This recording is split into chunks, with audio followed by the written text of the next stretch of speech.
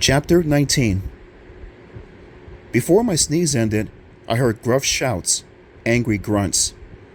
No time to move. I heard a rush of footsteps, and then hands grabbed me roughly, wrapped around my arms, my neck, and several jackals pulled me out from the hay.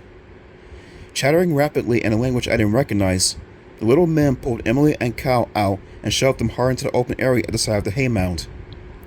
They surrounded us quickly, at least a dozen of them, jabbing the points of their spears at us, chattering away, their expressions hard and angry. I scratched my chest, pulled a bug off under my shirt, and tossed it to the ground. My two friends were also scratching furiously, pulling off bugs. I could see the fat bugs crawling in Emily's hair. I reached over and pulled 4 or 5 of them out for her. Finally, I took a deep breath and turned to our captors. "Do you speak English?" I cried out in a high, shrill voice. Their chattering stopped. Beneath their tangled, matted hair, the jackals narrowed their eyes at us. They kept their spears poised. "English?" I repeated. "Anyone?" They stared at us curiously, as if they didn't believe we could speak. "Let us go!" Emily cried. "We don't belong here!" Silence.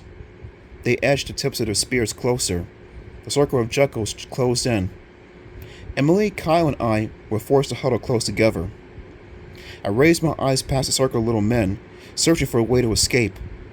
Beyond them, I could see only flat fields, rows of little huts, a small fire burning outside each hut.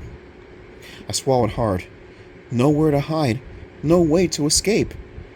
"Ow!" I cried out when I felt the jab of a spear in my back. I jumped forward. The jackals grunted menacingly. They poked us from behind, jabbing hard, forcing us to move. "Whoa! Wait!" I cried, unable to keep the panic from my voice. "Where are you taking us?" More grunts and angry growls. I leaped forward as another spear poked my back. "If only we had an invisibility spell," Cal whispered as we were forced across the tall, wet grass.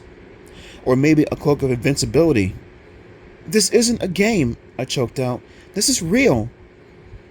The jackals forced us across the field, shoved us up to a small, bright fire outside a low hut. Red embers crackled at the bottom of the fire, sparkling like jewels. The wood hissed as the flames reached out toward us, pushed by a strong breeze. "What are they going to do? Cook us?" Emily gasped. I don't know," I stammered.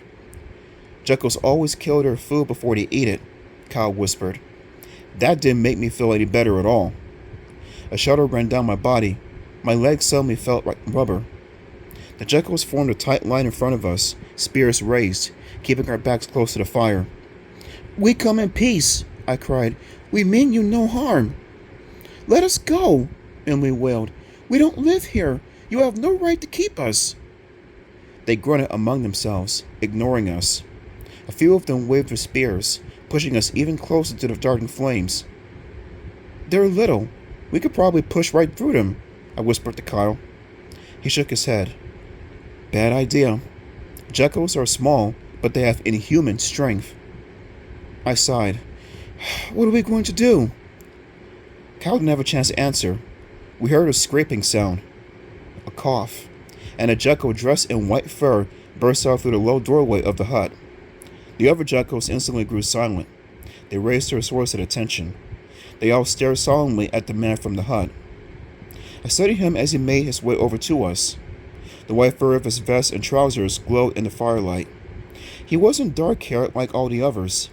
He had wavy blonde hair down his back and gleaming blue eyes under a broad forehead. "Visitors," he said in a surprisingly deep voice. "Visitors," he repeated, as if trying out the word for the first time. You speak English?"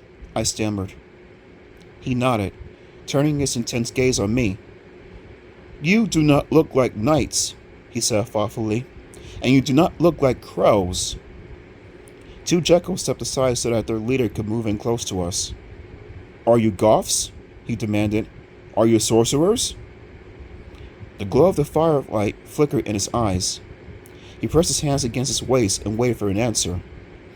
We're just kids," I sputtered. He narrowed his eyes. Kids? Kids? Are you powerful? No, Emily cried. We have no power at all. Let us go, please. We didn't come to fight, I told him. We are not fighters. We are students. We're just kids. He rubbed his smooth chin. Then why are you kids here? We don't know, Cal replied. We were sent here by a wizard. We don't... The Jackals all cried out. They raised their spears. Their leader's eyes grew wide. By a wizard? So you are sorcerers? No, I screamed. We have no powers. It's all a mistake. A horrible mistake. He studied us one by one. We'll see, he muttered finally. He barked a command to his men. Two of the Jackals ran to the next hut and disappeared inside. A few seconds later, they reappeared. One of them carried a large silver goblet in front of him. He held it carefully in both hands. The leader took the goblet from him and lowered it so that we could see inside. I saw a dark liquid in the silver cup, churning, bubbling, about to boil over. Oh! I pulled my head back in disgust. It smelled like rotting meat. You will drink this, the Jackals leader declared, raising the goblet toward me. No way! I choked out. My stomach lurched. I clamped the hand tightly over my mouth. I couldn't get the sickening aroma out of my nostrils. It was the worst thing I'd ever smelled, like decaying meat and rotten fish and skunk odor all in one. The thick black liquid dribbled over the side of the goblet. Drink it quickly, the Jackal ordered. It won't taste as bad as if you drink it down fast. But what is it? I uttered in a choked whisper.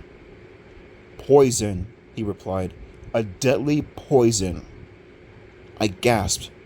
But why? It is our truth test, he declared. If you drink it and survive, it means you are telling the truth. I stared at the bubbling black liquid.